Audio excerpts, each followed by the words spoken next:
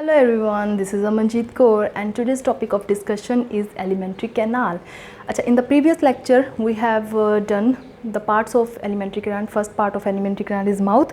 और mouth में हमने क्या क्या पढ़ा? We have studied about palate, that there are two palates, hard palate, soft palate. We have studied about tongue, that how many papillae are present on tongue. And third we were studying about teeth. Fine. तो teeth में बहुत important concept एक रह गया था. This we call dental formula. What is dental formula? That represent the numbers of teeth in the human mouth. अब human mouth में दो तरह के teeth होते हैं. As I told you, there are two sets of teeth. One is milk teeth, what we call deciduous teeth or temporary teeth, and the other one is adult teeth, that we call permanent teeth. Fine. तो अब अगर इसका हमने dental formula देखना है तो how we will write the dental formula of the teeth? सबसे पहले हम क्या करेंगे? We just cut the mouth into 4 sections. Fine. अब 4 सेक्शंस में कट कर दिया. उसके बाद अगर आप यहाँ पे देखो तो there are two incisors present in the upper side after this cutting. Fine. तो there are 2 incisors present, so we will write 2. अब ऊपर 2 है तो नीचे भी 2 है, सो 2/2. अपर साइड में 2, लोअर साइड में भी 2.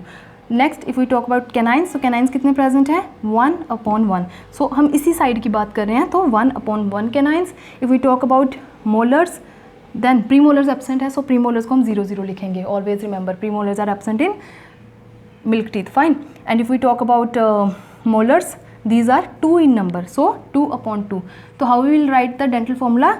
I incisors 2/2, C canine 1/1, premolar 0/0, molars 2/2. So we will add the whole numbers like this. Fine. And we will get 5/5.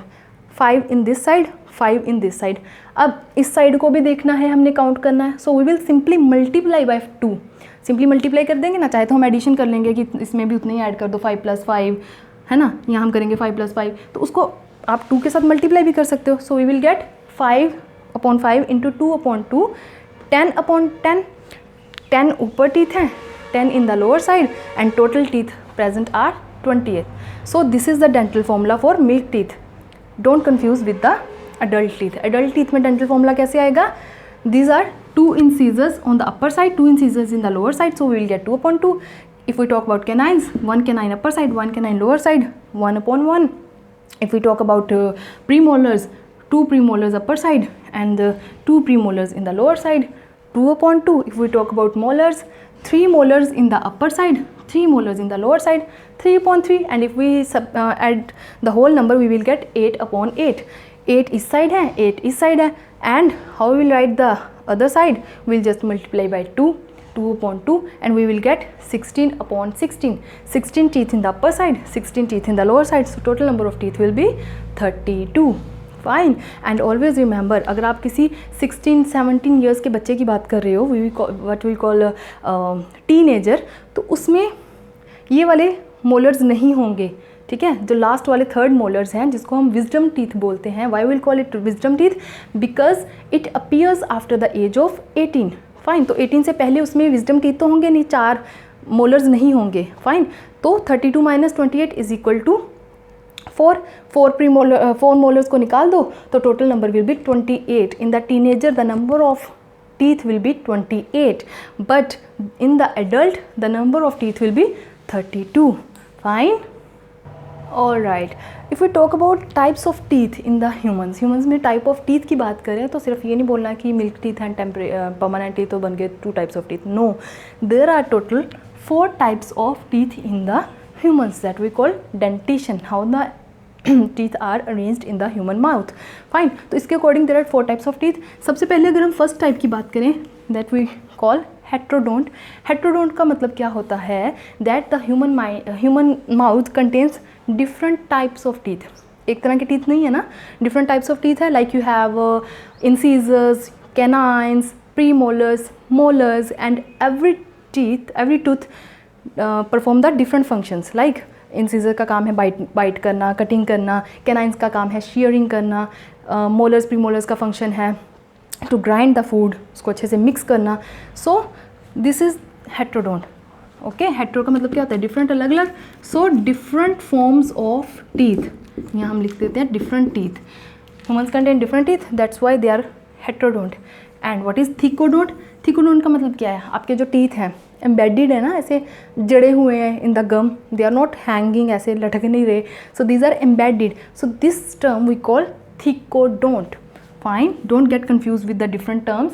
Always remember, sometimes this question comes in the exam, that what is थिकोडोंट. तो 4 option दिए होंगे.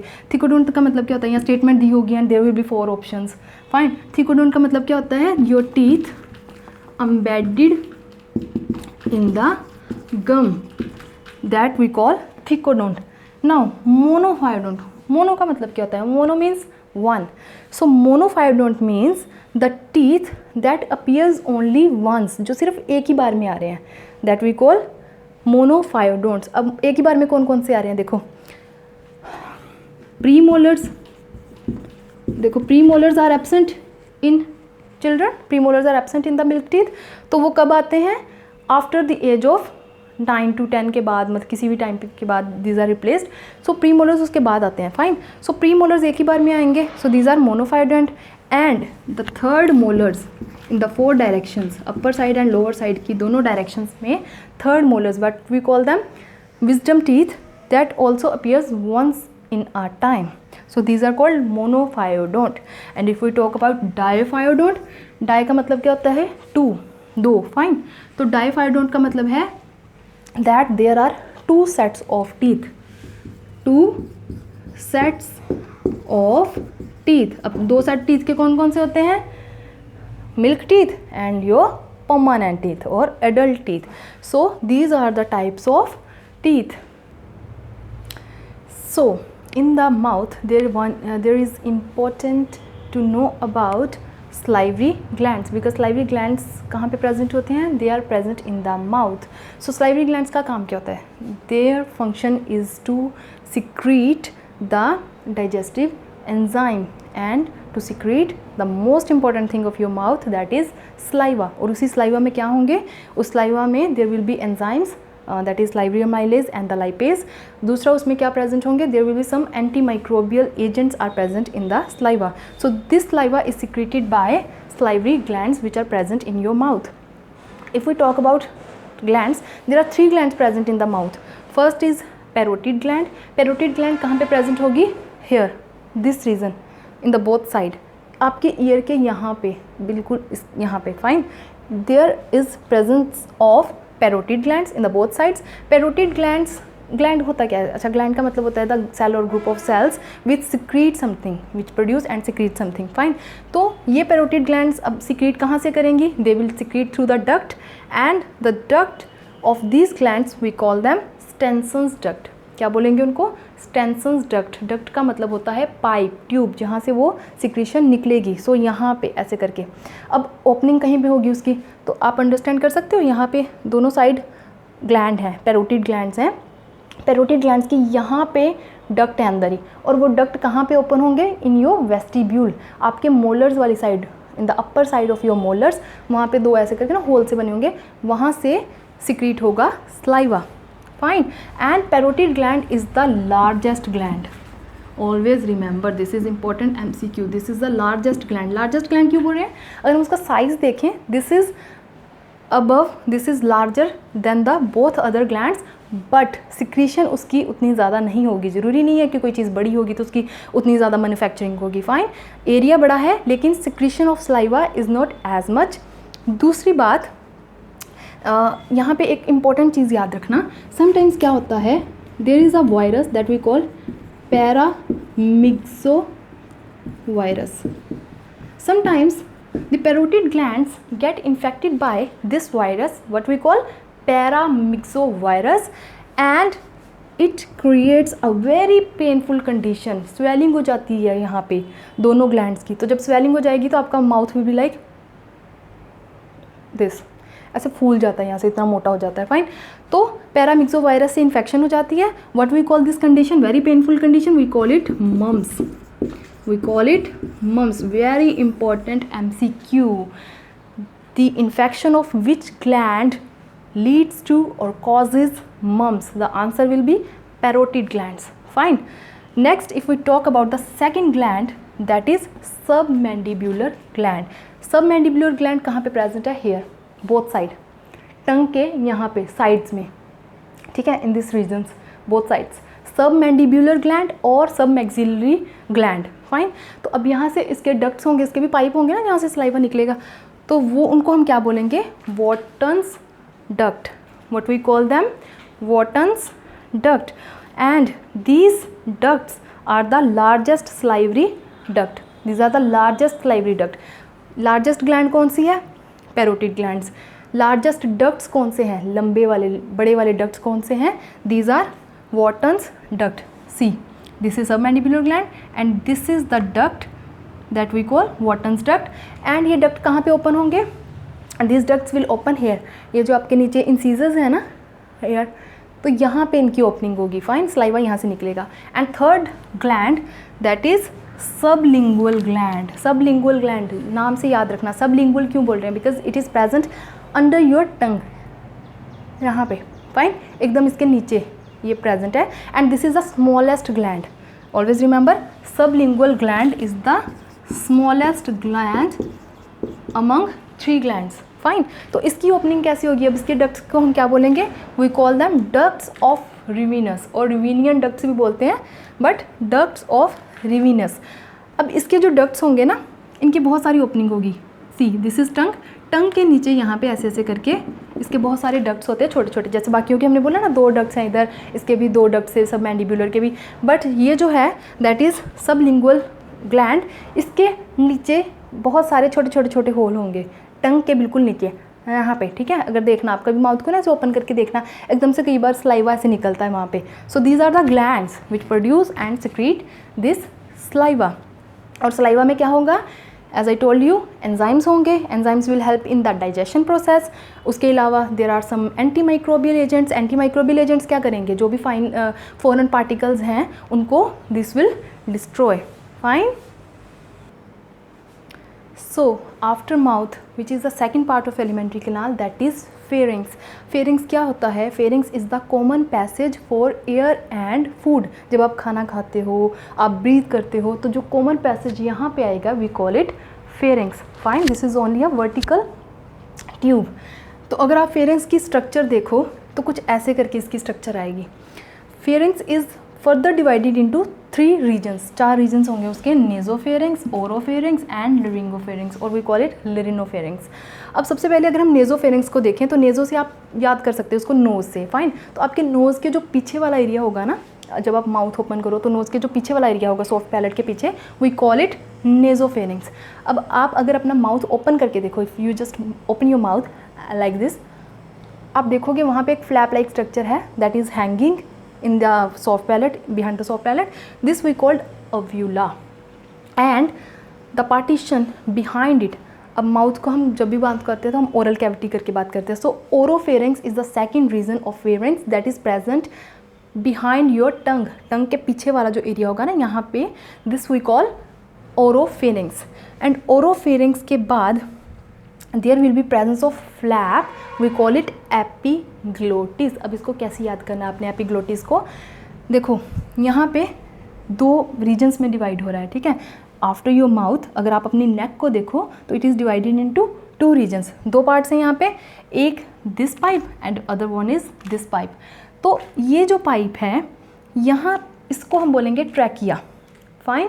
Trachea के ऊपर क्या लगा हुआ है, larynx. Larynx क्या होता है, दिस वन यहाँ पे होता है। अगर आप मेल्स को देखो, स्पेशली टीनेजर्स, तो this is very prominent in the teenagers which we call Adam's apple भी बोलते हैं उसको, ठीक है। यहाँ पे दिखता है, प्रोमिनेंट होता है काफ़ी। तो this is the larynx and this is just above the trachea, trachea और your windpipe, fine. This is just above your windpipe and उसी के ऊपर एक और आपको ऐसे करके स्ट्रक्चर दिख रही होगी, this structure we call epiglottis. अब एपीग्लोटिस का काम क्या होता है, whenever you eat the food and after mastication, जब आप उसको च्यू कर लेते हो, after that you swallow the food, जब आप फूड को swallow करते हो तो वो विंड पाइप में क्यों नहीं जाता, why it just enters into the esophagus or your food pipe, because of epiglottis। epiglottis is very clever। वो क्या करेगा, जैसे ही आप फूड को swallow करोगे वो फटाफट से 2 रीजन्स है ना ऐसे करके, like this, this is esophagus, this is wind pipe, तो वो फटाफट क्या करेगा, उस ट्रैकिया का जो रास्ता है ना उसको ऐसे करके बंद कर देगा, ठीक है, उसने रास्ता बंद कर दिया, तो अब फूड को क्या है, एक ही रास्ता दिख रहा है, so food will enters into this side. This one is anterior side, windpipe आगे वाली साइड होती है, that's why it is anterior pipe. And this one is posterior because उसके पीछे है इसोफेगस. फाइन. सो एपिग्लोटिस का function क्या होगा, epiglottis stops the entry of food into the windpipe और ट्रैकिया, उसमें उसको फूड को नहीं जाने देगा, उसका रास्ता बंद कर देगा. फाइन. तो फूड को पता है अब ये रास्ता तो बंद है, तो मेरे पास तो बस एक ही रास्ता है, तो food will enter into oesophagus. तो एपिग्लोटिस का ये फंक्शन होता है. फाइन. अब यहाँ पे अगर आप देखो तो दिस रीजन, क्योंकि लेरिंग्स है यहाँ पे प्रेजेंट, तो ये जो पूरा रीजन होगा वी कॉल इट laryngopharynx और larinopharynx, and this is the third region of pharynx. So pharynx is divided into three regions: nasopharynx, oropharynx and larinopharynx. And you studied about epiglottis, you understood about epiglottis, and the second जो food pipe आएगी this we call esophagus. Fine. और यहाँ पे दो important चीज़ें और याद रखना. अगर हम इस रीजन को जूम करके देखें, if you zoom this region, तो आपको ऐसे करके कुछ स्ट्रक्चर दिख रही है, right. So there are two pipes, दो ओपनिंग हो रही है ना, आफ्टर यहाँ पे दो ओपनिंग्स हो रही हैं. What we call these openings, two openings. Oesophagus वाली ओपनिंग को we will call it gullet. Fine. And this side जहाँ पे एपिग्लोटिस प्रेजेंट है, तो ग्लोटिस प्रेजेंट है, we call it glottis. So two openings are present in this region. Glottis that we call opening for windpipe or trachea. Gullet that is opening for esophagus or food pipe. Fine. So these are the two openings which are present here. तो glottis के ऊपर क्या लगा होगा, ये glottis है पूरा, तो glottis के ऊपर क्या लगा है, epiglottis. epi का मतलब क्या होता है ऊपर, glottis मतलब glottis के ऊपर, so it is epiglottis. That stops the food from the entry into the windpipe. कई बार इसीलिए बोलते हैं ना बच्चों को कि खाना खाते हुए बात नहीं करनी चाहिए. बच्चों को क्या, हर किसी को बोला जाता है that don't talk while you are eating food. This is the only reason why it is said, because your food can stuck into your windpipe, जिससे कई बार बहुत severe cases भी आ जाते हैं of this problem. So always remember what is the function of epiglottis and what is this pharynx. Pharynx is just a common passage for food and air. दूसरी बात हमेशा याद रखना, जब भी खाना खाओगे, when ever you eat the food, ये बात याद रखना, कभी भी आप जब swallow करते हो उस टाइम पे आप ब्रीद नहीं कर सकते. You can not breathe in और breathe out, you can not take oxygen inside. Why? Because उस टाइम पे आपका ट्रैकिया जो है वो एपिग्लोटिस से बंद हो जाएगा. जब वो एपिग्लोटिस से बंद हो जाएगा तो वहाँ पे ऑक्सीजन जा ही नहीं सकती. सो ड्यूरिंग swallowing कभी भी ब्रीदिंग एंड इंजेस्टिंग और स्वेलिंग इकट्ठे नहीं हो सकते. This is the only reason, because epiglottis closes the way to trachea. तो जब उसने रास्ता ही बंद कर दिया तो ऑक्सीजन भी कैसे अंदर जाएगा, उस टाइम पे जस्ट हम swallow ही कर सकेंगे. Fine. Now the third part of alimentary canal will be oesophagus और फूड पाइप. अब खाना कहाँ पे जाएगा, फेरिंग्स से कहाँ पे जाएगा, इन द फूड पाइप और ईसोफेगस. ईसोफेगस को अगर आप देखो तो इसमें कुछ भी नहीं हो रहा. Always remember there is no digestion in the oesophagus. Some people say that there is digestion, like जब आप swallow करते हो तो आपका सलाइवा जो है that is mixed with your food, that we call bolus, तो वो भी अंदर जाएगा है ना. जब आप swallow करोगे तो वहाँ पे भी डाइजेशन होती है, but we can not say that there is digestive enzyme और digestive glands present in oesophagus. So you always say that there is no digestion in esophagus. Fine. वो जो थोड़ी बहुत डाइजेशन हो रही है that because of salivary amylase, तो बहुत ही कम अमाउंट में होगी. We cannot count it. Fine. So esophagus क्या है, esophagus only a passage from your mouth pharynx to your stomach, जो खाने को स्टमक तक लेके जाएगा. तो esophagus में अब फूड कैसे नीचे जाएगा, there will be mechanical performance of esophagus. As I told you that there are two muscles present in the alimentary canal. Esophagus की भी अगर आप उसकी बात करो, layers की बात करो, तो there are two types of muscles present in the alimentary canal. One is longitudinal muscle and other is circular muscles. And what is the function of these muscles? These are present in the second layer of the alimentary canal, and their function is the contraction and relaxation that we call peristaltic movement. Peristaltic movement कैसे होगी? The muscles will contract and relax, contract and relax. तो food कैसे होगा, ऐसे जैसे food यहाँ से अंदर गया, फाइन, तो वो ऐसे हो जाएगा, कॉन्ट्रैक्ट हो गए, फिर वो ऐसे रिलीज़ कर देंगे, वो नीचे चला जाएगा, फिर वो ऐसे कॉन्ट्रैक्ट हो जाएंगे, फिर अटक गया, फिर नीचे रिलीज़ कर देंगे, फिर नीचे चला जाएगा. So in this way there is peristaltic movement in your oesophagus. और ईसोफेगस इज़ वेरी इंटेलिजेंट. उसको ये पता है कि अगर फूड अंदर नहीं जा रहा तो it will be in the contracted form. Contracted form में क्यों होगा? जैसे हमने बोला कि epiglottis will stop the entry of food, तो वो एंट्री फूड की रोक रहा है. ऐसे ही ईसोफेगस को भी एयर नहीं चाहिए, इट डजंट नीड एयर. तो ये क्या करेगा? Simply it will be in the contracted form when there is no passage of food. जब आप खाना नहीं खा रहे, फूड यहाँ से आपके हो चुका है, सब कुछ ये प्रोसीजर हो चुका है, उस टाइम पे it will be in the contracted form so that there is no entry of oxygen, there is no entry of air in the alimentary canal में, कोई भी एंट्री ना हो सके. That's why it will be in the contracted form. Fine. तो oesophagus से अगर हम देखें तो ईसोफेगस कहाँ पे जाएगा? Oesophagus will go, this is your oesophagus, it will go to J shape structure like this. It will go to J shaped structure. What we call this J shaped structure? We call it stomach. अब खाना कहाँ पे चला जाएगा? In the stomach. Fine.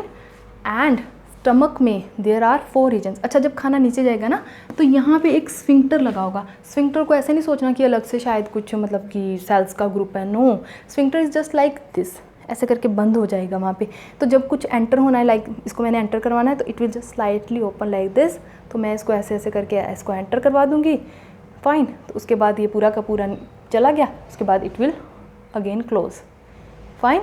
This is sphincter, opening पे लगा होगा. That will regulate the amount of food और it will regulate the back flow of food. ये नहीं है कि मैं खाना खा रही हूँ तो वो ऊपर को फिर से जा रहा है, ठीक है. तो उसके लिए यहाँ पे एक स्फिंक्टर लगा होगा. What we call this sphincter? We call it, हम इसको लोअर इसोफेगल स्फिंक्टर भी बोल सकते हैं, but we call it cardiac sphincter. We call it cardiac sphincter. अब देखो, when we talk about stomach, तो स्टमक में there are total 4 regions, 4 regions present होंगे. दिस रीजन, यहाँ पे जो रीजन होगा, we call it cardiac. Why we call it cardiac? Because it is just close to your heart. मैंने क्या बोला था आपको? Stomach is present in the left side of your abdominal cavity, यहाँ पे प्रेजेंट होगा. And the cardiac region of the stomach is closer to heart, that's why we call it cardiac. And this region, यहाँ पे ये वाला जो region होगा, we call it fundus. And ये जो पूरा का पूरा रीजन होगा, we call it body. Fine. And this region we call it pylorus. So there are total 4 regions of stomach: cardiac, fundus, body, pylorus. Cardiac this region, okay. इसीलिए यहाँ पे जो स्फिंक्टर लगा रहेगा ना, we call it cardiac sphincter, जो oesophagus है जब खाना नीचे आ रहा है. यहाँ पे फंडस रहेगा. अच्छा, यहाँ पे क्या होता है? In the fundus region there is air. Fine. There is air in the fundus region of stomach. कभी आपने देखा होगा जब आप खाना खाते हो तो हम बोलते हैं ना पेट भर गया, या after eating the food there are burps, आपको डकार आते हैं. Why this happen? Because of this air. जैसे आपने थर्स्टी क्रो की कहानी सुनी होगी. थर्स्टी क्रो में क्या हुआ था? उसको पानी ऊपर नहीं आ रहा था क्रो का ना, तो उसने क्या किया, उस पोट में ही जस्ट पोर्ड सम स्टोन्स, तो पानी ऊपर आ गया. सेम इन दिस केस, जब आप खाना खा लेते हो तो food gets in the lower direction, in the lower side of the stomach, तो ऊपर को एयर आएगी, ठीक है. This air comes out from your mouth in the form of burps. Fine.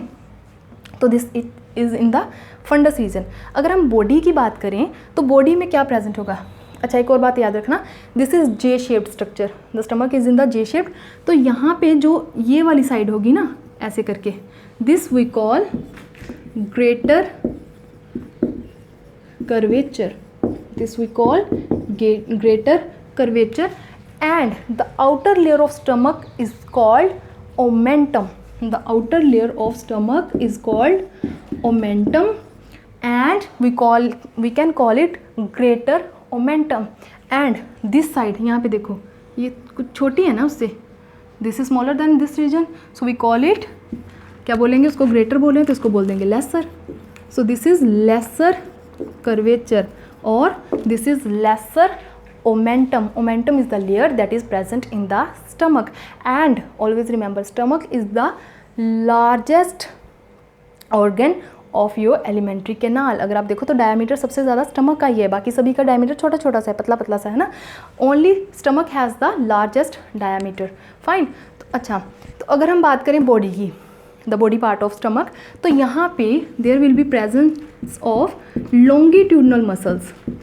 बहुत सारे लॉन्गिट्यूडनल मसल्स प्रेजेंट होंगे, ऐसे नहीं होंगे ये, ठीक है, एम ए नहीं पड़े हुए यहाँ पे. What will be there function? Longitudinal muscles का फंक्शन होगा व्हाट वी कॉल फोल्ड्स. इनको हम फोल्ड्स बोलेंगे. इनका फंक्शन क्या होगा? Churning of food. जब फूड आपके इसोफेगस से स्टमक में चला गया, then there will be churning of food. Churning का मतलब समझते हो ना?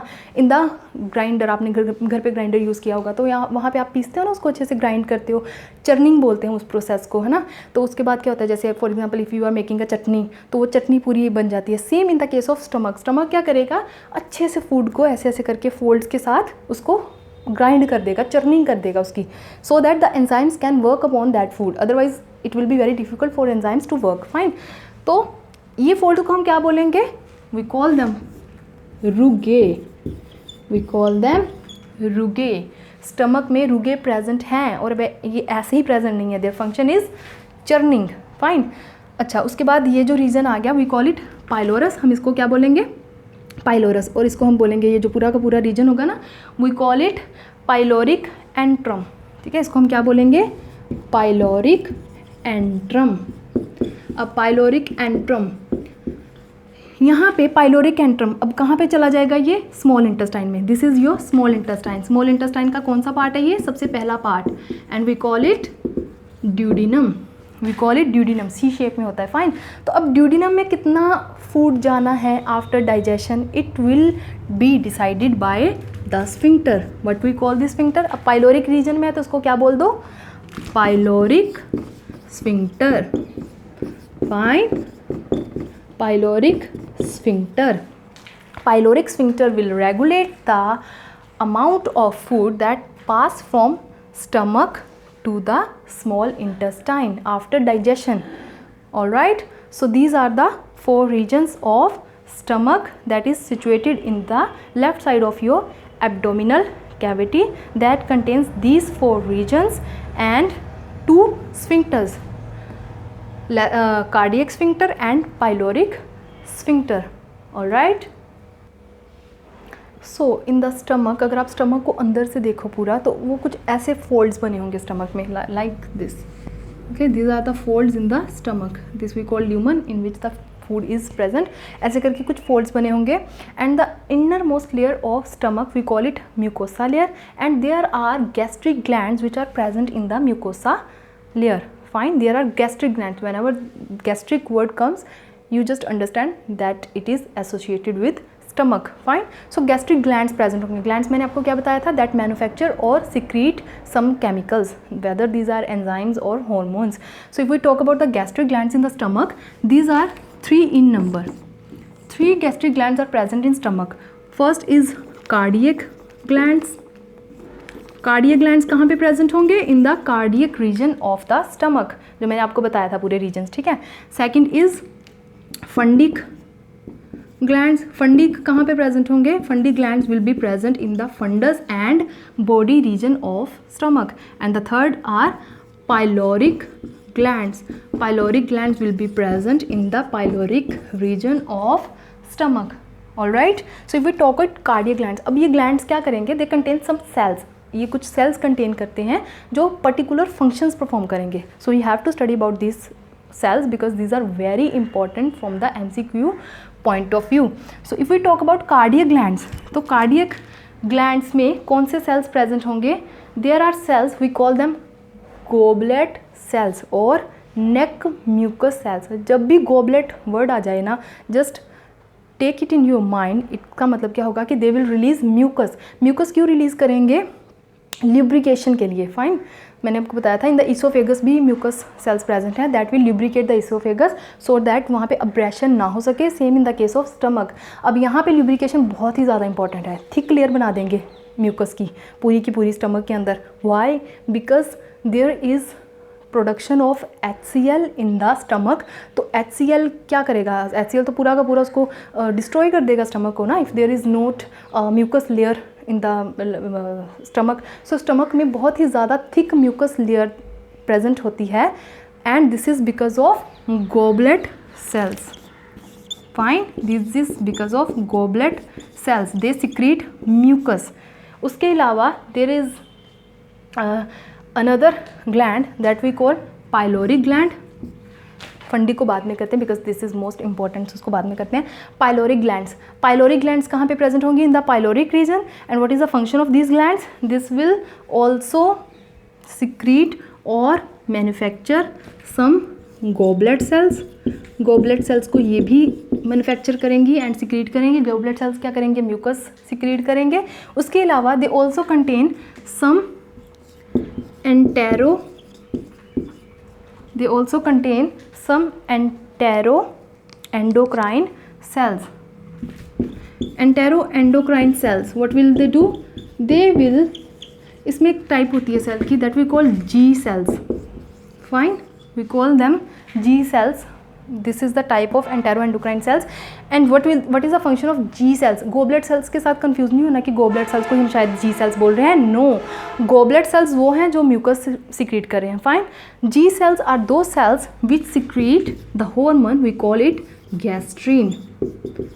What is the function of G cells? Their function is to produce and secrete the hormone gastrin. Hormone क्या करेगा, गैस्ट्रिन क्या करेगा, it will stimulate the gastric glands. Gastric glands को स्टिमुलेट कर देगा, उनको बोलेगा कि अब ज़रूरत है, so you just release the gastric juice.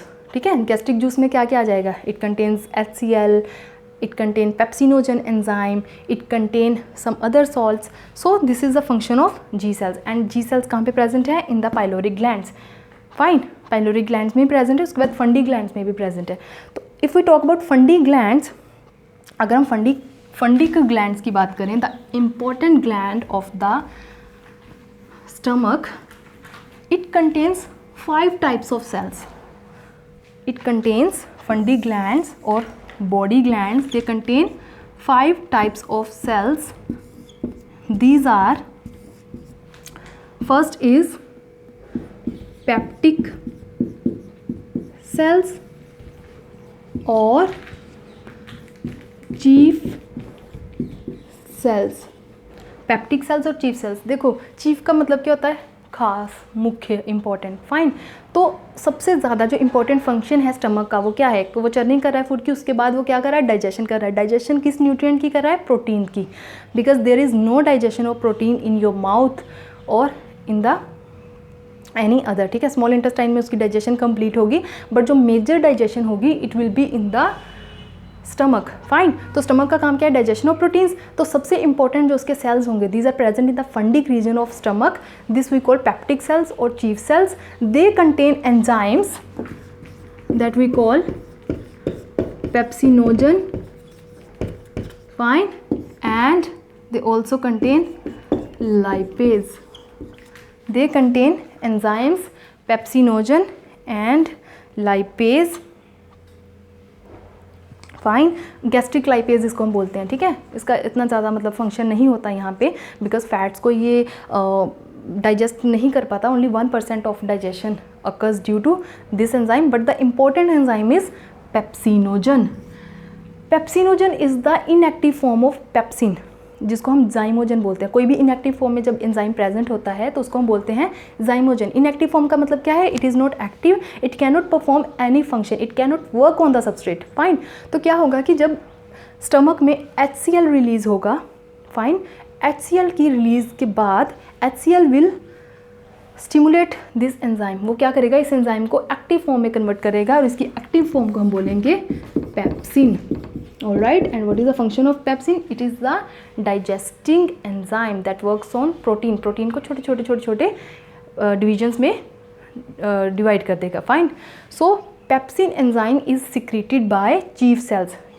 Chief से याद रखना important function, काम क्या है उसका, प्रोटीन को डाइजेस्ट करना, और प्रोटीन को इसलिए डाइजेस्ट करने वाला एंजाइम कहाँ पे होगा, चीफ सेल्स के पास। फाइन, उसके बाद other type of cell is called parietal cells और oxyntic cells, parietal cells and oxyntic cells. Now what is the function of these cells? These cells produce and release HCl. Always remember, concentrated HCl is released by these cells. Concentrated का मतलब समझते हो? It is highly acidic. The pH will be 1.8 pH, highly acidic. अगर हाथ पे पड़ जाए ना कभी तो हाथ जल जाता है वहाँ से. This much acidic is this hydrochloric acid. तो यहाँ पे ये प्रेजेंट है इन द सेल्स. अब यहाँ पे ये जब प्रेजेंट होगा ना, HCl विल बी प्रेजेंट, तो देयर आर सम हॉर्मोन्स जो इसकी सिक्रीशन को भी कंट्रोल करेंगे. फाइन. उसके अलावा ऑक्सिनटिक सेल्स और parietal cells secrete HCl, and the second thing released by is these cells is Castle's intrinsic factor. Cassell's intrinsic factor is also secreted by oxyntic cells. Very important. IF बोलते हैं इसको. Fine. What is the function of this intrinsic factor? It is helpful in the absorption of vitamin B12.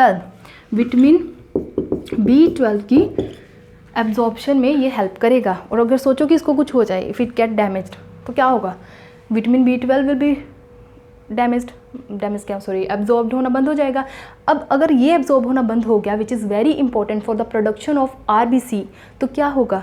RBC की production नहीं होगी, right blood cells नहीं बनेंगे if there is no absorption of vitamin B12, which can leads to a disease, we call it pernicious anaemia. Okay, pernicious anemia that happens due to the non-absorption of vitamin B12. And why this happens? Because of damage to Cassell's intrinsic factor. Cassell intrinsic factor कौन release कर रहा है? Oxyntic cells और parietal cells. Fine, same meaning है दोनों का. Don't get confused with this. And then the next type of cells which are released by Fundy glands are the goblet cells. अब मुझे बताओ गोबलेट सेल्स का function क्या होगा? As I told you, mucus बनाना और उसे सिक्रीट करना for the lubricating of stomach. Stomach को HCl के एडवर्स इफेक्ट से बचाना है. कैसे बचाएंगे? By thick covering of mucus. And which cells will secrete this? Goblet cells. Fine. उसके बाद गोबलेट सेल्स के बाद there are other type of cells, we call them एंटेरोएंडोक्राइन cells. Enteroendocrine cells. Enteroendocrine cells further release करते हैं 3 तरह के सेल्स. ठीक है, they further release 3 types of cells. One are G cells, fine, other are EC cells and one are D cells. G cells, EC cells, D cells. अब G cells का function क्या होगा? बताया था मैंने आपको. G cells जब आ जाएगा, G cells का मतलब है they secrete gastrin. Gastrin is the hormone जो क्या करेगा? स्टिमुलेशन करेगा गैस्ट्रिक ग्लैंड्स की. और गैस्ट्रिक ग्लैंड्स क्या करेंगे? फटाफट से अपना गैस्ट्रिक जूस जो है उसको रिलीज़ करना शुरू कर देंगे. Fine, which will be helpful in the digestion. So G cells का ये फंक्शन है. EC cells क्या करते हैं? EC cells also secrete some hormones secrete करेंगे like histamine, motilin. Fine, these are also helpful in the stimulation of gastric glands. And histamine आपको पता ही है, histamine is the hormone that is under the immune system में आ जाता है. Fine, उसका काम क्या होता है कि फॉरेन पार्टिकल्स, जो फॉरेन सब्सटेंसेस जो भी हैं उनको डिस्ट्रॉय करना. And other are the D cells. D cells का फंक्शन है, D cells release the hormone that we called somatostatin. इसका फंक्शन क्या होगा? Its function is to control the gastrin. Fine, वो क्या करेगा? अब गैस्ट्रिन क्या कर रहा है? फटाफट से गैस्ट्रिक जूस को निकालने में हेल्प कर रहा है. ठीक है, गैस्ट्रिक ग्लैंड्स को स्टिमुलेट कर रहा है. अब उसको रोकने वाला भी कोई चाहिए. फाइन, तो उसको कौन रोकेगा? Somatostatin. Alright, somatostatin. And at the end there are other types of cells which we call stem cells. Stem cells क्या होते हैं? Stem cells are the undifferentiated cells. Undifferentiated cells of the epithelium. Undifferentiated क्यों बोलते हैं? Because they do not possess any function. जैसे इन सभी का एक कोई ना कोई फंक्शन है, दे do not possess any function. और जब भी किसी भी सेल्स की इनमें से ज़रूरत पड़ेगी तो these cells will get converted into those specific cells. Fine. So these are the 5 types of cells which are present in the fundic or body region of stomach. जो उसमें glands present है, they will release these cells. Very important. Chief cells, oxyntic cells, very very important. इसमें से हर बार एक ना एक MCQ जरूर आता है. That's why it is very important. So after stomach, the food will goes to small intestine. अच्छा, stomach में क्या होगा? हाईली एसिडिक पार्ट है, तो उस वहाँ पे जब फूड पूरी तरह से अच्छे से चर्निंग हो जाएगी, फूड की अच्छे से जो प्रोटीन्स है वो डाइजेस्ट हो जाएंगी, then we call it chyme. Fine. तो हमने ये नहीं बोलना कि बोलस अब आगे जा रहा है. बोलस हम कब बोलेंगे उस फूड को?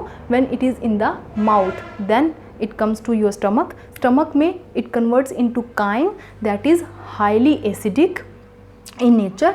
After that it will goes to small intestine. अब small intestine में क्या होगा? डाइजेशन भी होगी, because there are some digestive enzymes are present here. So थोड़ी बहुत डाइजेशन भी होगी. उसके अलावा सबसे ज़्यादा यहाँ पे क्या होगा? एब्जॉर्प्शन. एब्जॉर्प्शन का मतलब क्या है? The nutrients after digestion they will get absorbed into blood and lymph. So there are 3 regions of small intestine. अच्छा, स्मॉल इंटेस्टाइन को हम स्मॉल क्यों बोलते हैं? स्मॉल इंटेस्टाइन का मतलब ये नहीं है कि वो छोटा है in the size. Small intestine को हम स्मॉल इसलिए बोलते हैं because there its diameter is smaller. उसका डायमीटर कम है. Fine, its diameter is 2.5 centimeters and the length of this intestine is 4.5 to 7 meter long. It is divided into 3 regions. 3 regions में divided है, duodenum, jejunum and ileum. सबसे पहले when the food like this is stomach से food कहाँ पे जाएगा? Into duodenum. C shaped structure होगी. Fine. अगर ऐसे क्वेश्चन आ जाए ना कभी कि which region of small intestine is of C